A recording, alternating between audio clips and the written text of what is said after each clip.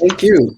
So, good afternoon, everyone. We are Asplan Viak, a Norwegian consultancy firm, and we're going to tell you about our innovation, which concerns how we as a consultancy and our customers can internalize the external sustainability impacts of a diverse project portfolio.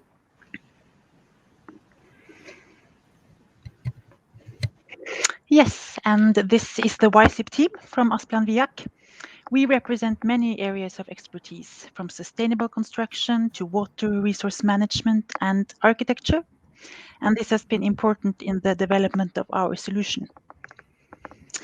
Hello, my name is Mie Fugleseth. I work with environment and climate change. I'm Michael Jensen. I work with sustainability and environmental management. My name is Ingrid Hjort, and I work with water resource management. And we also have architect Håkon Hånes in our team, but he could not join us today. We were very lucky to have Gaute Hagerup, head of the Oslo C40 offices, as our mentor. So let's dive into our challenge. As we said, we represent Asplan Viak, which is one of Norway's leading multidisciplinary consultancy firms in the fields of planning, architecture, engineering, and sustainability services. Asplan Viak is owned by the Asplan Foundation, whose purpose it is to contribute positively to societal development. For 60 years, we've helped shape society through the services that we provide. Together with our clients, our employees use their expertise and competencies to create lasting value for a changing society. So evidently, our main contribution to and impact on sustainable development is through our projects.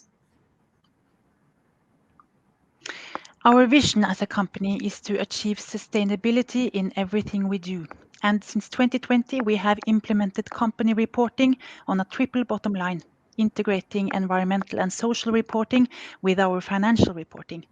And naturally, we use quantifiable metrics to assess our financial performance. We have also developed a tool for evaluating social impact, and we have worked systematically with improving the scope of our operational carbon footprint reporting. But is reporting on carbon enough? How do we really know how sustainable we are without taking into account how our services influence society? This is the solution that we propose to solve our challenge. Our ambition was to develop a system for sustainability reporting of project portfolios. By prioritizing relevant SDGs and targets and identifying indicators for this, we will be able to evaluate project SDG performance and aggregate this into SDG reports for project portfolios. This will help project managers focus on important aspects of sustainability. An important part of this system is also to facilitate change by focusing on measures and potential for positive impact in projects. Now, let's use our firm as an example. For instance, when we are providing services for developing a new city block, working towards low carbon construction is a given. But how do we measure the societal impact of these services? And how do we internalize the impact that we place upon society in general through how we work with our clients? Let's take a look at how our solution can help us measure and manage sustainability impacts from our project portfolio. In our model, on the left-hand side, we start by matching business areas in our portfolio with relevant SDGs, using our broad expertise in the field. This is something that you cannot really automate, so working with the SDGs requires that you put in effort and resources, and it requires a deep dive into the matter at hand. Once we have established which SDGs and targets our business areas affect, we want to identify the importance of these business areas based on, for instance, how important they are in terms of turnover and the potential for SDG impact. This materiality assessment highlights business areas where we have a high potential for societal impact, positive and negative. We then evaluate these highlighted projects on the right-hand side, or business areas, which means looking into what we do already and figuring out where the gaps are. We then develop new measures to close these gaps, such as KPIs aligned with specific SDG targets, and we can then report on this progress, letting our stakeholders see how we progress year by year. Now, how would this system work in practice? We thought we'd provide you with an example for construction projects because it's one of our major business areas. The result of conducting the materiality assessment is a matrix that assigns priority SDGs and the most relevant targets for the business area we're considering. So for construction projects, priority SDGs could be numbers 11, 12, and 13, illustrated here as step 1, and the identify relevant targets are shown as step 2. Now in step 3, we would review which of these targets are already being addressed and where there are gaps that need to be addressed with appropriate measures. The reason that we chose construction as an example is that it's one of the areas where we as a company have already worked extensively with sustainability issues, particularly related to sustainable consumption and climate change, so SDGs 12 and 13. However, we haven't worked as much with the social aspects of construction, perhaps particularly related to social and diverse housing. And one of the strengths of our approach is that we propose to use our multidisciplinary expertise to identify new measures to fill these gaps, ensuring that the measures are relevant and identifying quantifiable goals and criteria to enable us to evaluate progress. The goals and criteria are shown at step 4, and in the case of social housing, they could be that a certain percentage of projects include communal areas in buildings and outdoor spaces, and ensuring that each project represents a given range in resident size to promote greater social diversity. So throughout this program, we identified some outcomes of the solution that we came up with. So our main objective going into this program was to ascertain the societal impacts of our services.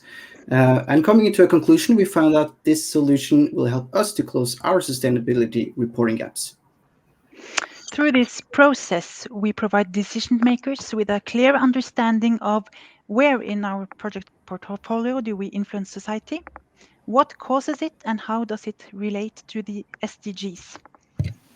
And looking beyond the YSIP program, we find that our solution is a great way to put the SDGs into context by relating them to the services a company provides, and thus making the SDGs and targets meaningful to the company, and further to create a path for concrete action going forward. And finally, we believe that this approach will be fitting for many types of organizations, not just our own. So we are already working on implementing our tool internally in our own company, and we see that we can sell this as a service externally as well. So we are piloting this service for our clients. And we are excited to see how things will evolve moving forward. And from all of us, thank you. Thank you very much. Just a couple of seconds behind time, but thank you very much. Still, over to our judges. Helen, I think we'll come back to you first now. Oh, thank you, Victor. Oh, it was such a cool presentation, very clear and very nicely delivered. Thank you. When you're working with clients, you often don't have a lot of control about, the output. So when you're going through this material, this assessment, there are things that you guys can control through your own development and other things that you can recommend. So how are you? I was just curious about how much actually you can kind of enforce or influence on the client side, which would, of course, increase your impact. Should I answer this, guys? Yeah. So what we do is we do an SDG sprint. So we go into the company, we figure out what kind of company this is, and we make some expert judgments on SDGs and targets that we think may be relevant here. And then we also let a diverse set of stakeholders from the company, like a cross section of the company, and we try to elicit from them how they feel and think they affect society, because ultimately it's the company themselves who know how and where they operate. And from there we elicit and we figure out which SDGs are prominent, and we set up KPIs together with the company. Yeah, I can also add something that the impact of this will also depend on the type of project, because this can be used in very different but concrete types of projects. All right, thank you. Joseph? Thank you, team. I'm very excited about the impact of this on projects as I represent PMI. So thank you for that. Very interesting angle on this. I do have a couple questions, and one is on integration with the existing tool sets, right? Have you thought about working with, say, software and tool vendors to integrate this into their existing solutions, or do you just see this as a customization when you go into a client to add it into their portfolio management system? Well, in terms of direct automation, we found that it's not possible to automate SDG work initially, like the matching phase. It has to, in our eyes, be done somewhat manually because you cannot elicit that from numbers and tables. But for climate accounts, we can do that, and we already integrate that with systems. But for the SDG part, that requires some work, as we said. And are you seeing a lot of demand? Oh Clients yes, asking that more and more. Yes. yeah, coming in now with the EU and all of the non-financial disclosures that will affect thousands of companies who needs to report. So that's a service that we are providing. Excellent. Thank you. All right, Mary. Yeah, amazing work. I think very concise presentation. I like the example for the construction project. It made everything clear.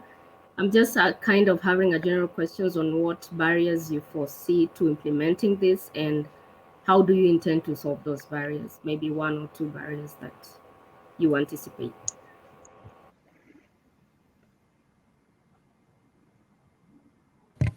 Mia, perhaps we Yeah. could discuss our internal work. Yeah. I think we thought through every question, but this was one we didn't think through.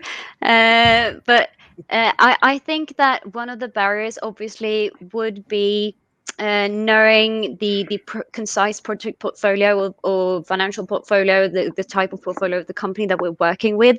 So obviously that would be a barrier, but also as consultants, that's something that we're used to working with every day because we work with very different clients. So I think that would be something that we're able to tackle, but obviously it could be a barrier. And just to add on, we are testing this internally, and as we said initially, we are a large firm, 1,200 employees, and a bunch of different experts in project categories. So that will be the stress test, and hopefully, the companies we're working with are usually smaller than that. And also, I could add another thing, which we've talked a lot about developing our solution, is to actually get down to selecting the most important SDGs and targets, because it's difficult working with different experts, just selecting the 3 areas that we think are the most important, because everyone thinks their area is most important, and obviously all the SDGs are important. So just being concise and concrete will obviously be something that we will have to work on as well. Thank you. Great work.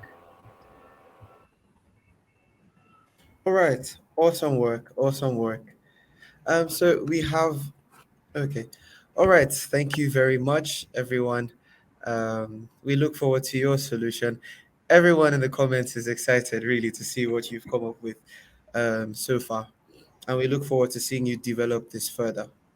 Thank you very much, everyone, and all the Thank you. best.